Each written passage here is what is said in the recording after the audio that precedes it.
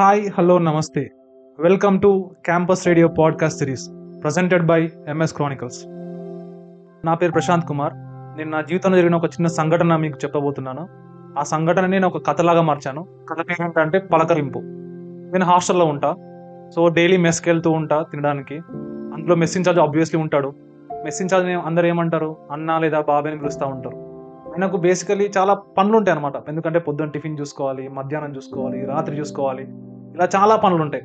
కాబట్టి ఆ తీరిక లేకపోవడం వల్ల ఆయన ఎవరితో మాట్లాడాడు, ఆయనతో కూడా ఎవరు మాట్లాడరు. ఎందుకంటే స్టూడెంట్స్ కూడా వాళ్ళ ఎగ్జామ్స్ ఉంటాయి, వాళ్ళ వాళ్ళ స్టడీస్ ఉంటాయి, వాటిలో వాళ్ళు బిజీగా ఉంటారు.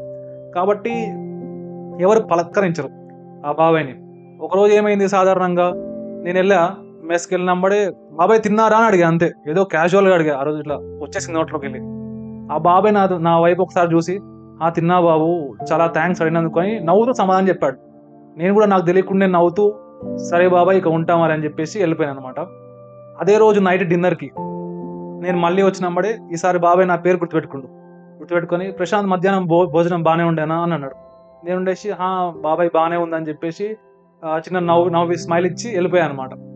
నెక్స్ట్ రోజు మళ్ళీ టిఫిన్కి పిలిచి, ప్రశాంత్ ఈరోజు టిఫిన్ బాగా తెప్పించా, మంచి తిను అని నవ్వుతూ చెప్పాడు. సరే బాబాయ్ అని చెప్పేసి నేను టిఫిన్ తినేసి వెళ్ళిపోయా. ఇలా రోజు 3 పూటలు ఏదో ఒకటి బాబాయ్ నాతో మాట్లాడుతూనే ఉన్నాడు. అది కూడా నా పేరు గుర్తుపెట్టుకుని మరి మాట్లాడుతుండు. నేను కూడా సరే బాబాయ్ అని చెప్పేసి నవ్వుతూ మాట్లాడుతూనే ఉన్నా. మీకు తెలిసే ఉంటుంది, రేసుగుర్రం సినిమాలో అల్లు అర్జున్కి ఒక బాబాయ్ దేవుడు ఇచ్చాడు.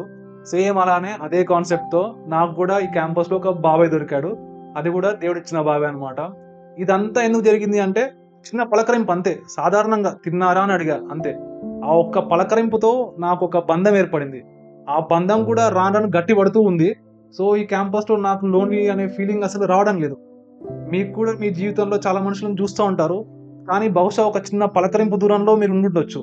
కాబట్టి ఆ చిన్న పలకరింపునే మీరు గనక చెప్పినట్టయితే బహుశా వాళ్ళు కూడా మీకు ఒక బెస్ట్ ఫ్రెండ్ కావచ్చు, లేకపోతే కంపానియన్ కావచ్చు, లేకపోతే మీకు ఒక బెస్ట్ బడ్డీ కావచ్చు.